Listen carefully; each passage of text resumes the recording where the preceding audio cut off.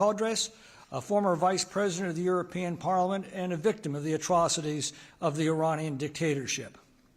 The Iran Human Rights and Democracy Caucus is a truly bipartisan caucus representing a majority of the House of Representatives and comprised of both Democrats and Republicans. We differ and quarrel about many things, but we are solidly united in support of the people of Iran and their struggle to liberate themselves from the tyranny of the mullahs. Representing the people of the United States, we proudly stand with the National Council of Resistance and its 10-point plan for a free, secular, and non-nuclear Iran. The bipartisan Iran Human Rights and Democracy Caucus will serve as a forum in which members of Congress may address issues and developments relating to Iran, a country whose disturbing record on human and civil rights, as well as nuclear weapons development, the proliferation of weapons of mass destruction, support for terrorism, and attempts at regional hegemony are matters of the utmost security and foreign policy concern of the United States. By promoting dialogue and providing a regular flow of information, the Iran Human Rights and Democracy Caucus will seek to shape U.S. policy on Iran and provide members of Congress with documentation based on a range of viewpoints, including official U.S. and other governmental sources, non-governmental organizations, Iranian dissident groups, and leaders of the Iran-American community. We can all sense that the tide is turning. The Iranian regime has become a pariah among the civilized nations of the world and a supreme source of misery, injustice, and oppression for its own people. Such a state of things cannot last much longer, and I believe events are coming to a head. It's not inconceivable to me that within the next few years, we will be celebrating the liberation of Iran. In a few moments, when he arrives, I'll introduce the co-chairman of this caucus, the Democratic representative from Tennessee, Mr. Stephen Cohen. But in the meantime, we'll go ahead and proceed. The forum will be in two parts. First, we'll hear from Mrs. Rajavi, and our members will engage with her, and then we'll hear from Professor Vidal-Quadras. Now it's my honor to introduce the leader of the Iranian opposition, the president. Oh. I'm pleased to be here. Okay, well, I'll tell you what.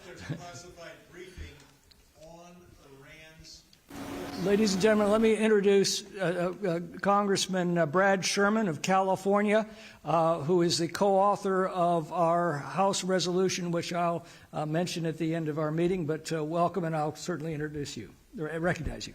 Okay. I won't take long. I'm torn. On the one hand, we've got the whole intel community is going to brief the senior members of the Foreign Affairs Committee on the Iran oil exports and our sanctions. And on the other hand, I want to be here. So I will be briefer than usual. I'm Congressman Brad Sherman from America's best named city, Sherman Oaks.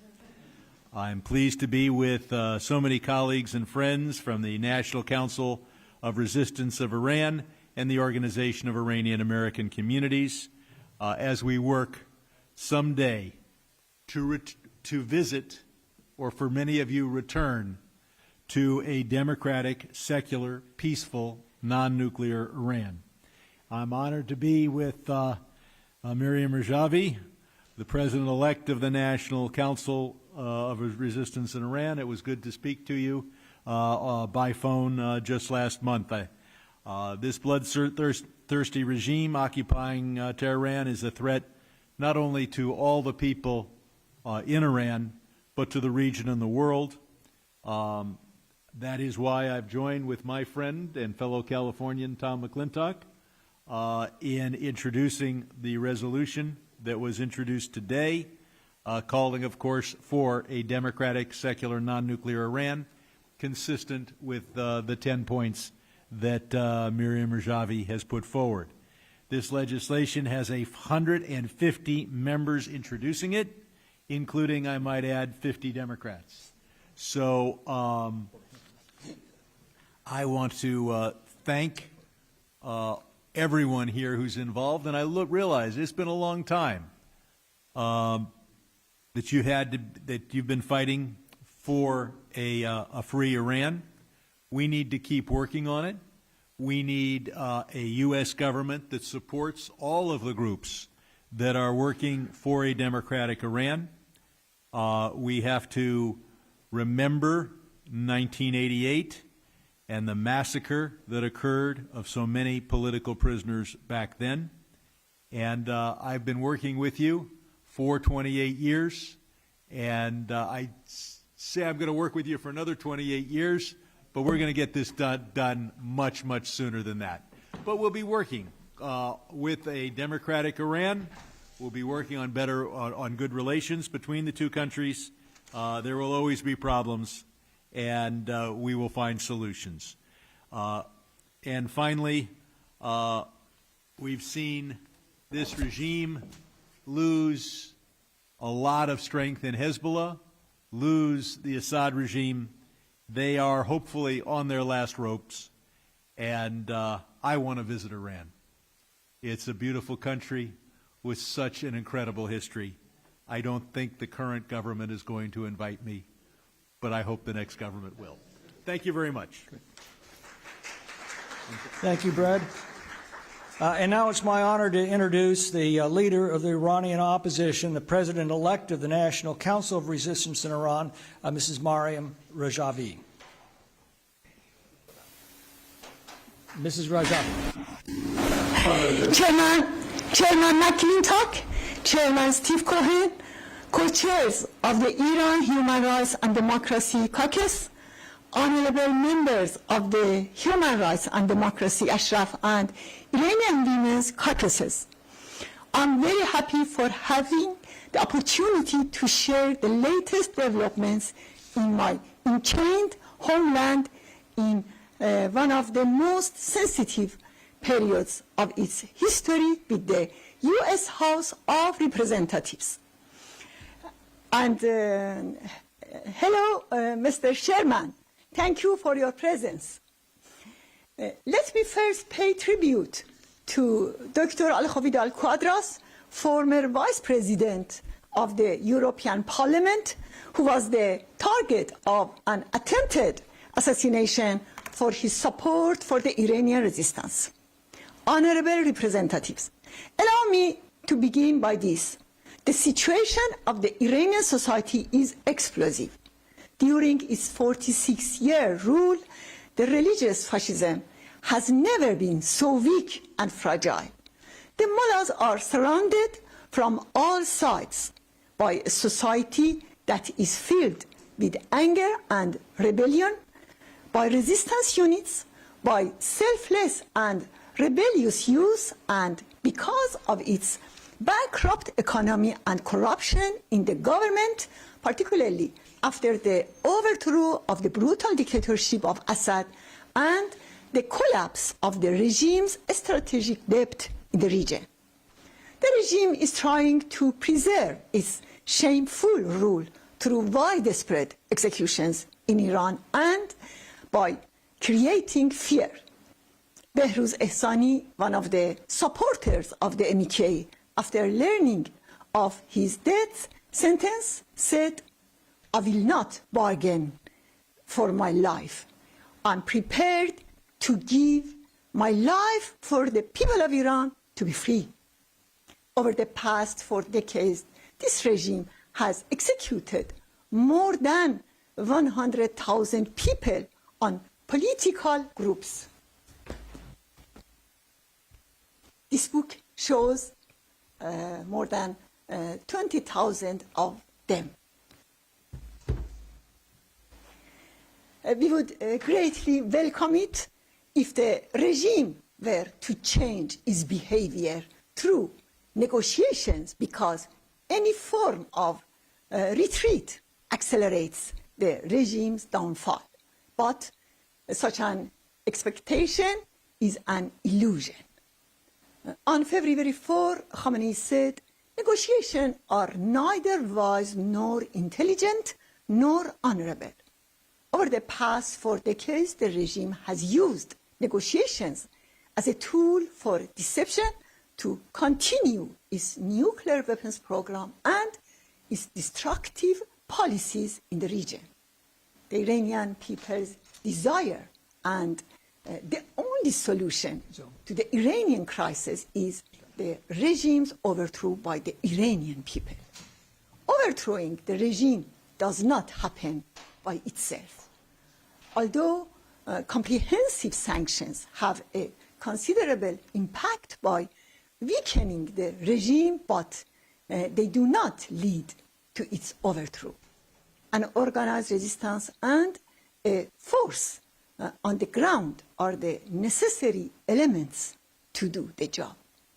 The People's Mujahideen Organization of Iran and the Iranian Resistance's nationwide network inside the country with the resistance units where women play a pioneering role, undertake brave and daring activities. In confronting a misogynist regime, women play the leading role. These resistance units are Iran's freedom fighters and the driving force for change. Any decisive policy on the Iranian regime needs to recognize the role of the Iranian resistance in order to be effective and lead to the liberation of Iran and the region from a terrorist fundamentalist regime. The right to resistance is recognized by the Universal Declaration of Human Rights and American Declaration of Independence. Honorable representatives, the National Council of Resistance of Iran, with over 450 members from various tendencies, has been the most enduring political coalition in Iran's history.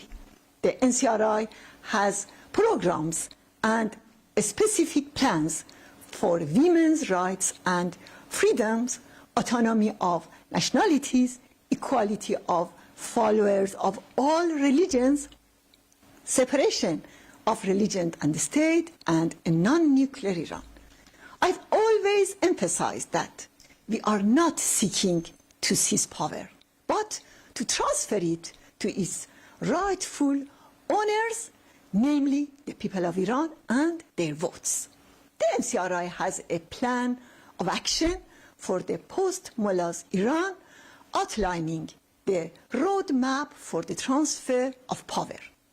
The establishment of a provisional government, which will remain in power for a maximum of 6 months following the overthrow of the regime, its primary responsibility will be to organize free and fair elections for National and Constituent Assembly. Once the Constituent Assembly is formed, the provisional government will step down. Sovereignty will be transferred to the people's representatives in the Constituent Assembly, who will form a new government for a 2-year term tasked with drafting, approving, and conducting a referendum on the constitution of the new republic. The source of the policy mistakes regarding Iran over the past 4 decades has been ignoring the Iranian people by the failure to recognize this organized resistance and the existence of a democratic alternative. The resolution you introduced today presents a principled policy that emphasizes the Iranian people's desire to reject both religious and monarchic dictatorship, recognizing the rights of the Iranian people, the protesters, and the resistance units to confront the IRGC and repressive forces to bring about change and establish a democratic, secular, peaceful, and non-nuclear republic for the future of Iran.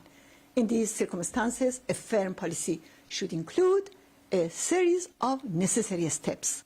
First, activating the snapback mechanism leading to re-implementation of all the UN Security Council resolutions and the complete shutting down of the regime's entire nuclear program.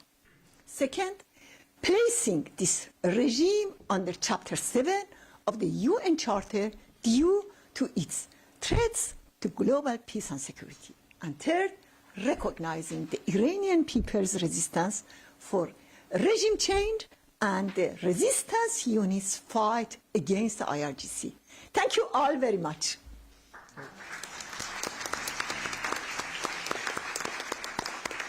Thank you very much, Mrs. Rajavi. I'm now going to recognize the members of the Iran Human Rights and Democracy Caucus and invite them to say a few words and ask any questions they may have of Mrs. Rajavi. And we'll begin with Congresswoman Zoe Lofgren from California.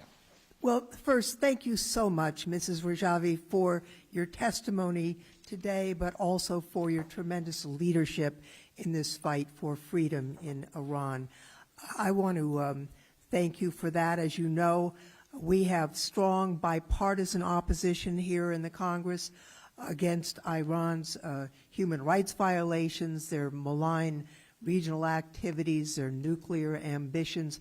They have supported militia groups in Gaza, Lebanon, Iraq, Yemen, Syria, and others. They've exacerbated the conflicts, and this is in addition to the oppression they are engaging in Iran itself.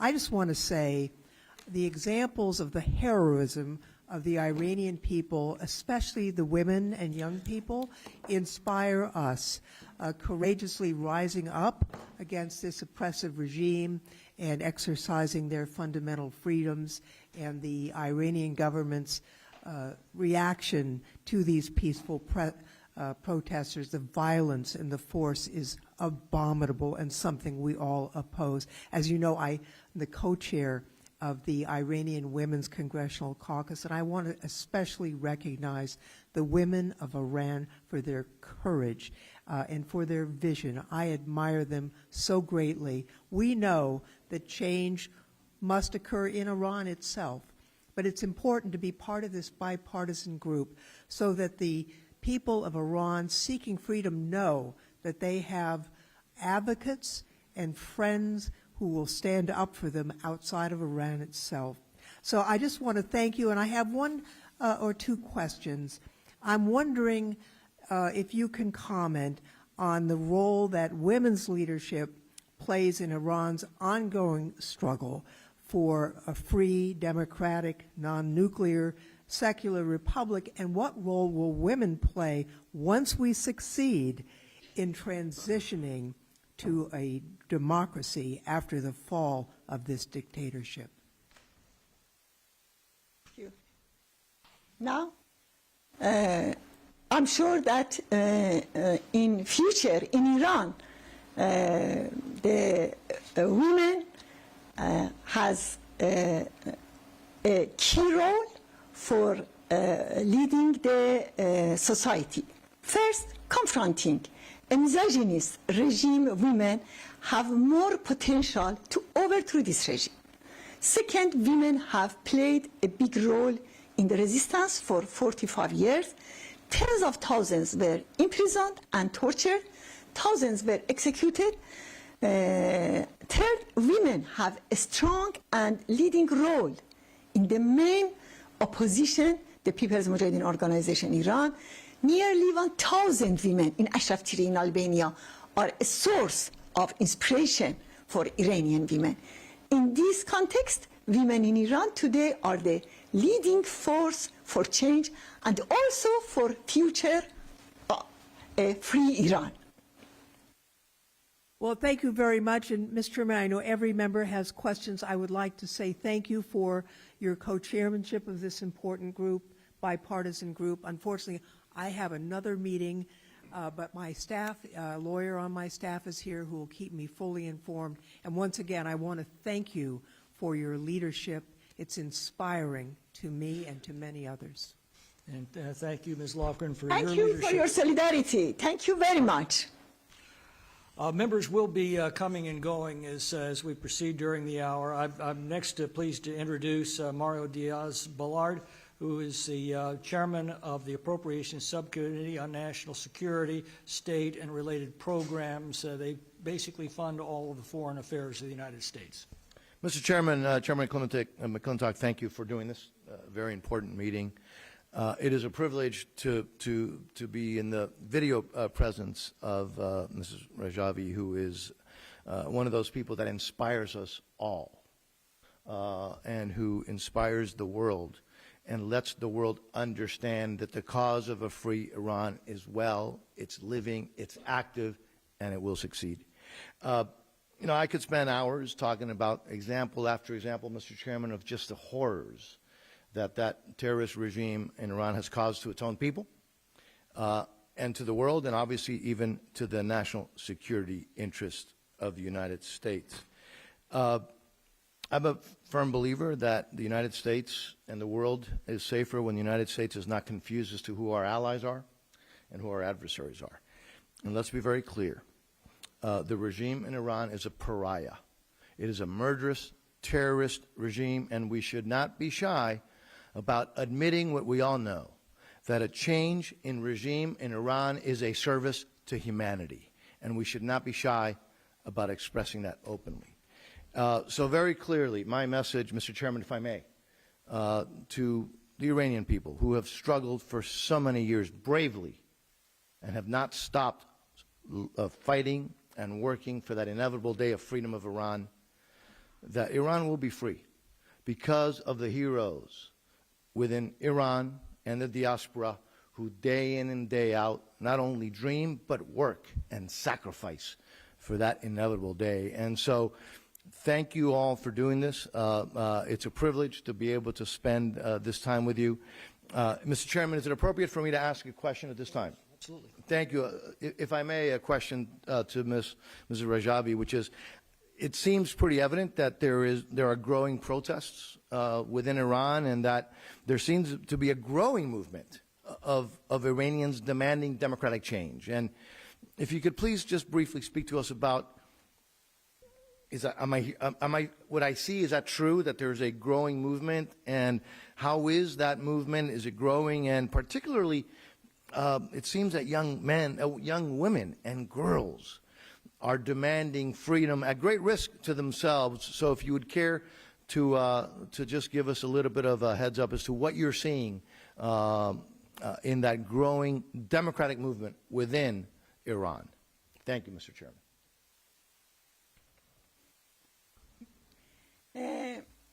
Exactly, it's right. The NCRI has a comprehensive plan, and in November I explained the Iranian resistance's roadmap for overthrowing the regime in the European Parliament. This roadmap relies on the resistance network, especially the MEK's resistance units inside Iran. They are active across the country.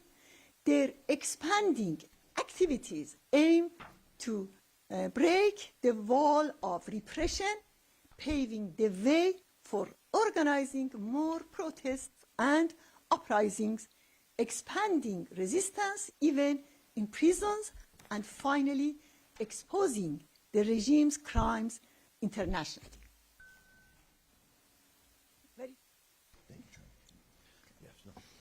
Thank you. Our next member is Congressman Danny Davis of Illinois. Welcome to the caucus. Thank you very much, Mr. Chairman, and I am delighted to be here and be a part of this briefing and be a part of this caucus. Let me just commend you, first of all, for the tremendous leadership that you continue to provide and have provided over a period of time. I also want to say to you, Madam, that every time I hear you, I am inspired. I'm what is called an activist all of my adult life, and of course, being an African American whose ancestors were kidnapped and brought to another country, enslaved, the feeling of oppression is something that I have an understanding of. But the largest meeting that I've ever attended in my life, of course, was outside of Paris, France, the longest meeting and the most informative meeting that I've ever experienced. I was delighted to be there. I also want to commend all of you for the continuous resistance, for continuing in the struggle. One of the individuals I admire a great deal said that struggle, strife, and pain are the prerequisites for change. And the way to fight, and the way that you're fighting oppression, knowing that at the end of the fight, there will be the freedom and liberation that you are seeking, and being able to sustain that and keep it going, and keep it going, keep it going, gives people the opportunity to admire you from every vantage point.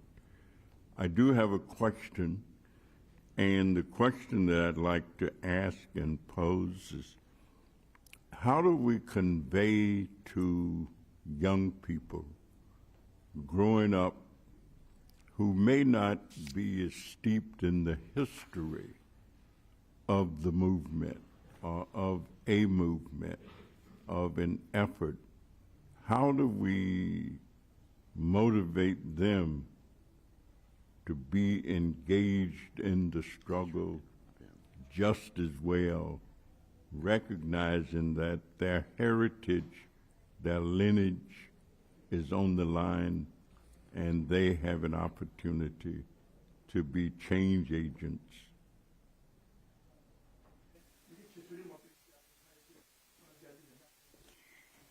Thank you very much, Congressman Davis, for your solidarity and for your supporting from the Iranian resistance. You know that the Iranian resistance has a television broadcast 24 hours every day for inside Iran, and a lot of program from all of the history of this resistance broadcast for the new generation. And new generation in Iran, especially the women and youth, they are very sympathetic about this resistance. And now in this situation, I think inside Iran, despite a lot of obstacles, but new generation can see and can engage the history of this movement. For example, more than 60 years of struggle vis-à-vis two dictatorships, Shah and mullahs, and a lot of sacrifice, a lot of pay the price. And it is very inspiring for the new generation that they see they are the pioneer who sacrifice everything for freedom and democracy, for future of Iran, and for freedom and democracy for all of the people in Iran. And I'm sure that this struggle will continue until the end. The end is overthrow the mullahs regime. Thank you very much, and as we say in Swahili, a luta continua, which means that the struggle will continue and we will conquer without a doubt. Thank you, Mr. Chairman, and it's a pleasure. Thank you, Mr. Davis, for all of your leadership on these issues. Next, I'm pleased to introduce Mr. Keith Self, Congressman from the state of Texas. Thank you, Mr. Chairman. And now that we have three Texans on this end of the dais, I will say that, first of all, thank you for being here with us. And every successful revolution requires a courageous, articulate leader. And I mentioned the Texans because we went through our own Alamo, and we had courageous, articulate leaders that led us through that to be a sovereign nation before we joined the United States. So I applaud your courage. I want to address that I believe that at some point regime change will be regime survival will be paramount. And when that time comes, we talk about a non-nuclear Iran here. I think that they may decide to change that.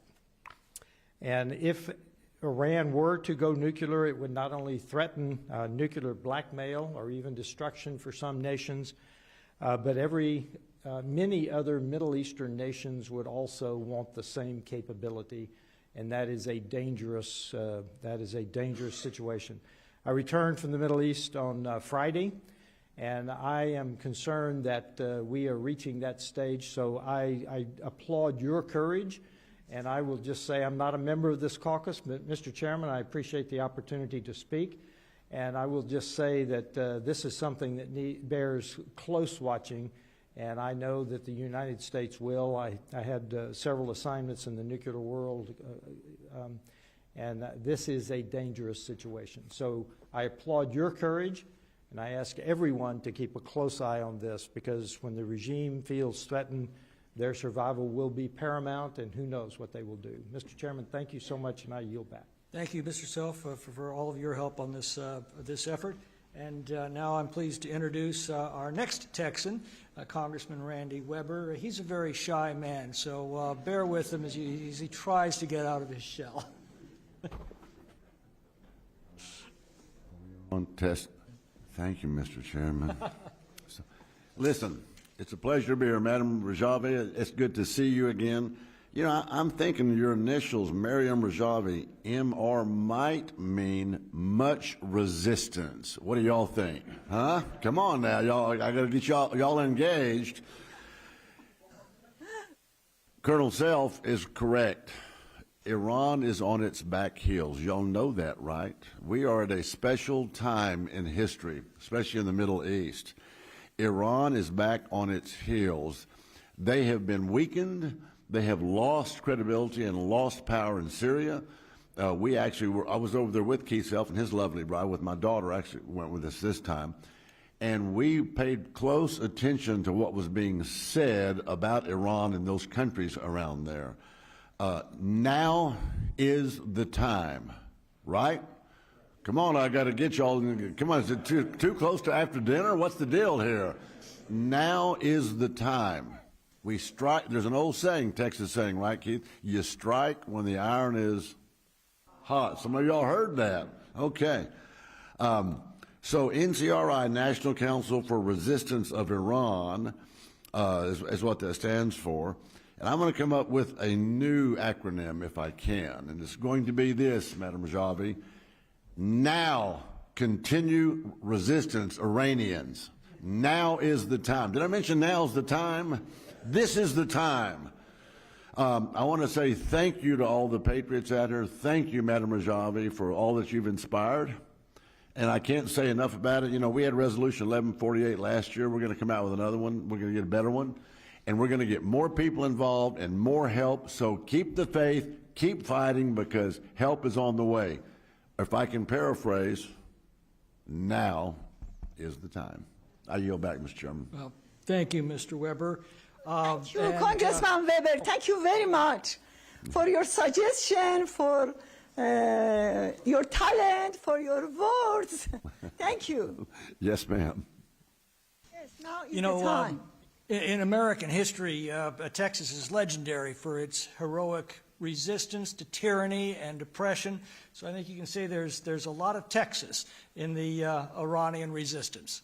And thank you for everything you've done, Mr. Weber. And now our next Texan, Congressman Lance Gooden. Thank you all so much, and thank you to the many people in this audience that I have met over the years. And Madam Rajavi, thank you. I believe we last spoke in Paris personally, and I want to thank you for all you've done. This 10-point plan is something that we have all been very supportive of for so many years, and I believe it is the future for Iran. And I am so grateful for the thought that you've put into this, and for the support that you've built up around the United States Congress and across America and the world for what you and all of us believe in, and that is a free and democratic Iran. I also, Madam Rajavi, I wanted you to talk, if you would, please, because we get this question a lot. What is your plan? What is the plan for a free Iran? What is the plan for the movement in the coming months and years? What do you envision once we are successful and we have a free Iran?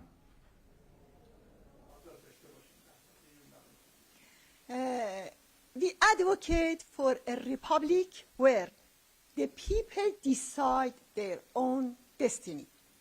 We reject both monarchy and theocracy. As I said in my remarks, we are not seeking to seize power, but to transfer it to its rightful owners, namely the people of Iran and their votes.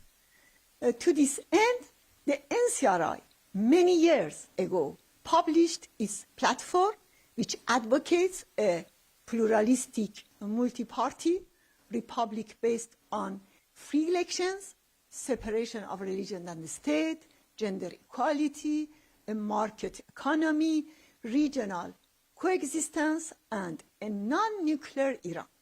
Our program also includes autonomy for Kurdish and other nationalities within the territorial integrity of Iran, abolishing the Mullah's Sharia law, establishing a modern judiciary, and eliminating discrimination against followers of different religions. Very short. Well, thank you so much And for that. NCRI has a comprehensive plan and the necessary organizational structure to peacefully transition power to the Iranian people after the regime's overthrow. After the regime's fall, a provisional government will be formed for a maximum of 6 months.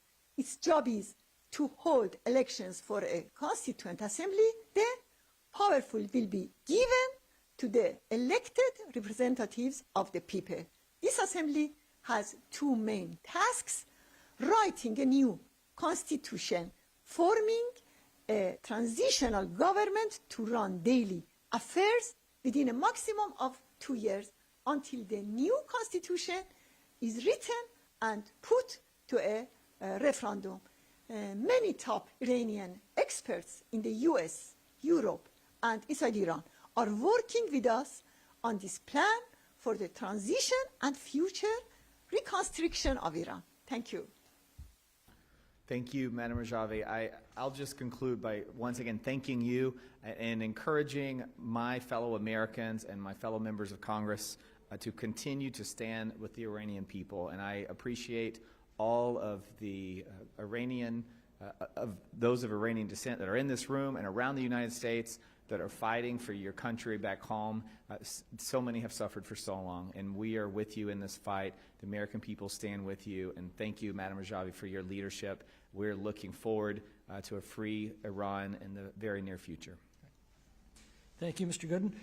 Mrs. Rajavi, my question of you is simply this. What do you need from the United States, and what advice can you give to the civilized nations of the world to bring maximum pressure on this regime? First, let me clarify what we do not want. We do not seek U.S. or any other foreign military intervention to bring about regime change in Iran, nor do we ask for money or weapons. The overthrow of this regime is the responsibility of the Iranian people and the organized resistance. What we do want is a firm policy against the regime and support for the Iranian people's demand for change, recognizing their right to overthrow the regime. Specifically, this includes acknowledging the right of the resistance's fighters, the resistance units, to confront the IRGC and the regime's repressive forces. Well, thank you very much. Once again, thank we'll you, now move to the second Congressman portion of this forum.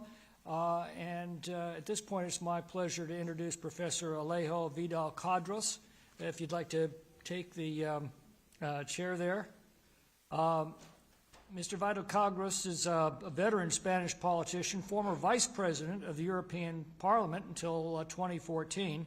He's been a longtime supporter of Maryam Rajavi's movement and was actually targeted for assassination by the Iranian regime. Professor, welcome. Thank you. Thank you very much, Chairman Clinton and distinguished members of the House of Representatives, including the co-chairs of the caucuses, for inviting me to this hearing today. Special greetings to my good friend Maryam Rajavi, the President-elect of the National Council of Resistance of Iran. I am deeply honored to testify before this esteemed caucus hearing.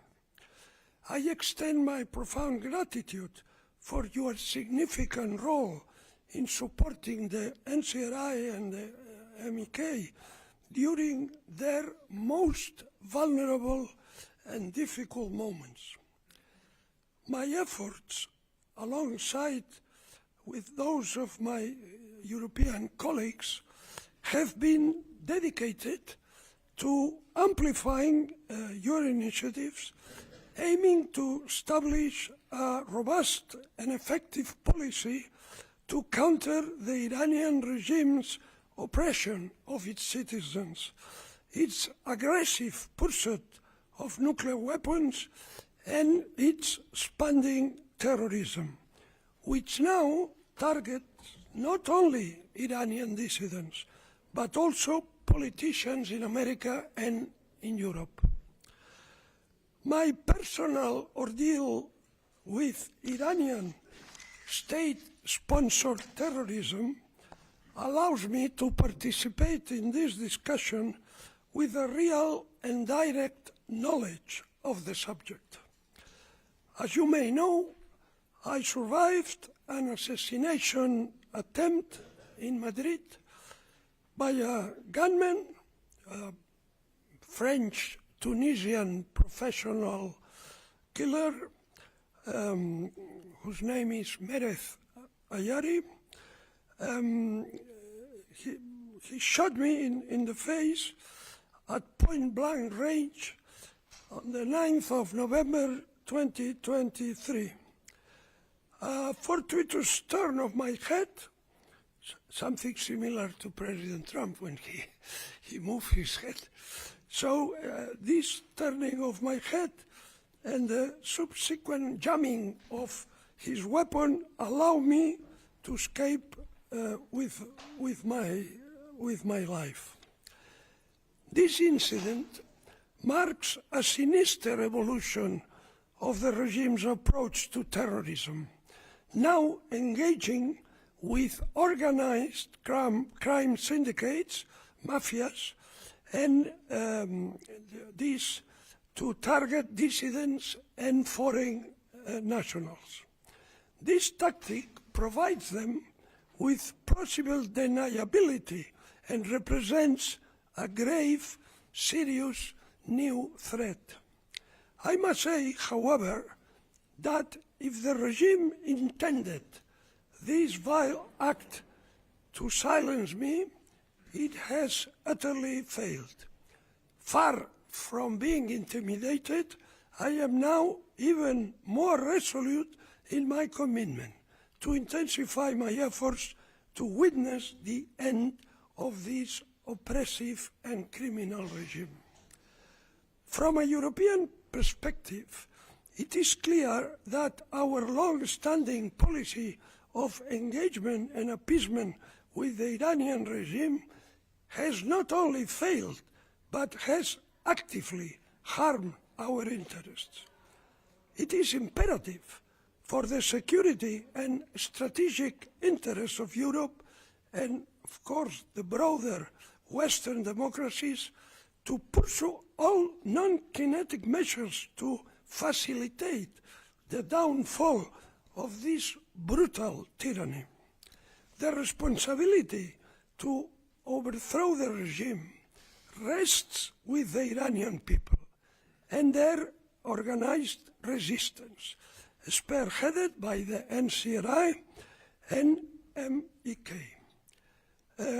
Needless to say that any contribution from other opposition groups genuinely committed to democracy in Iran must be welcome. Of course, there is much that the United States and European nations can do to accelerate this process. We must urgently recognize and support the Iranian people's right to change their government.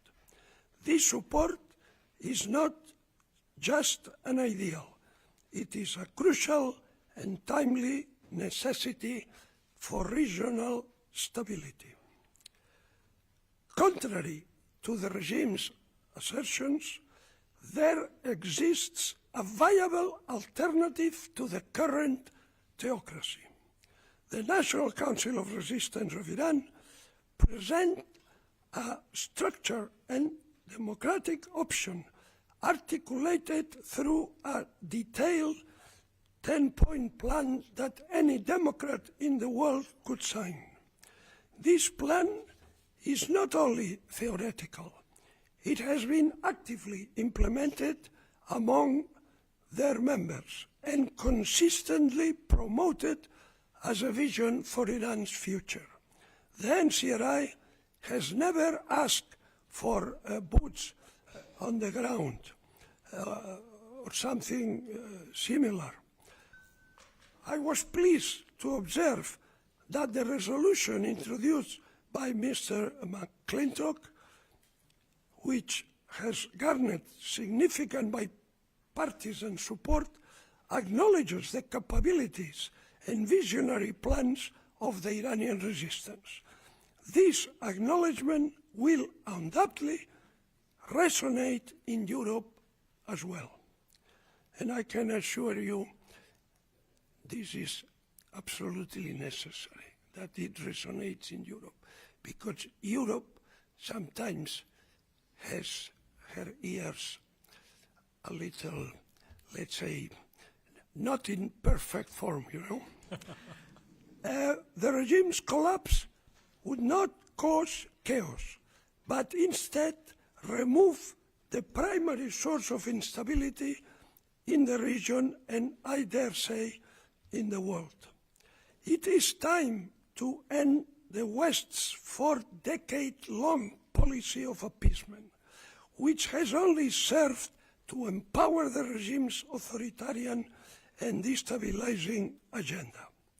As we look to the future, a democratic republic in Iran, free from religious or monarchical dictatorships, has the potential to be a constructive and decisive force in the Middle East for centuries to come. Thank you, Mr. President. Thank you, Professor. Mr. Vidal? Okay. Well, let me just ask you one quick question. You're a victim of violence of the Iranian tyranny. We all know of the escalating violence that the mullahs are perpetrating against their own people. What words of encouragement can you share with the people of Iran today? Excuse me, Mr. President. Could you repeat the question? Because what words of since encouragement? the attack, I have lost about 40% of my hearing capacity, you know. What words of encouragement would you like to offer to the people of Iran who are facing the same violence that you stood down on the streets of Madrid? Well, what I would like to say on this occasion to the people of Iran is that they must have hope and trust, because the regime is in a moment of extreme weakness and fragility, and its end is coming. They must resist, they must activate their protest. They must support the thousands of resistance units that exist in the country with remarkable effectiveness, and be confident that this horrible situation they suffer, they have been suffering for 45 years, will not last forever. On the contrary, the end of this shameful regime is very close. Thank you, Mr. I think it is too, and thank you for joining us today. I do want to make a very important announcement regarding this caucus and its support for the people of Iran. I'm pleased to announce, as has already been referenced, that we have just introduced today House Resolution 166, co-sponsored by Congressman Brad Sherman and myself, and joined by 150 members of the House of Representatives as original co-sponsors, representing a broad cross-section of the House of Representatives, Democrats and Republicans alike, united for the freedom of Iran. This resolution endorses the 10-point plan of the NCRI. It stands behind it and the people of Iran and their vital work, and it pledges to support that work until Iran has been restored to its rightful place among the free, prosperous, and peaceful nations of the world. And now, Madam Rajavi, I'd like to introduce you again to make a few closing thoughts. Congressman McClintock and Congressman Godden, I would like to thank you as well as all the members of Congress who have co-sponsored the resolution submitted today. Is a very important work. Thank you for all your effort. It's very important and makes realistic policy recommendations. I would also like to thank again Dr. Vidal-Quadras and dear Amparo for being present at today's hearing. As I said, we are an independent resistance movement fighting the religious fascism ruling Iran. As I have said it before, we are not seeking to seize power, but to transfer it to its rightful owners, namely the people of Iran. We want the people of Iran to have freedom of choice and the possibility to elect their true representatives to govern. We are not seeking help from any country to overthrow the regime. Regime change by the Iranian people and its resistance is within reach. Unfortunately, years of a policy of appeasement have helped the regime stay in power. However, now is the time for a new policy on Iran and for the world to side with the Iranian people and their desire for a free and democratic republic. A democratic Iran is necessary for peace and stability in the Middle East and the world. Thank you all, and God bless you. Once again, thank you very much, Congressman McClintock and Congressman Godden. Well, thank you very much, Madam Rajavi, and I want to thank all of you who are here today, all of you around the world who have worked so hard for the liberation of Iran. That day is coming. I think it is coming soon. So let us strive to meet next year in Tehran. Thank you all. Thank you very much.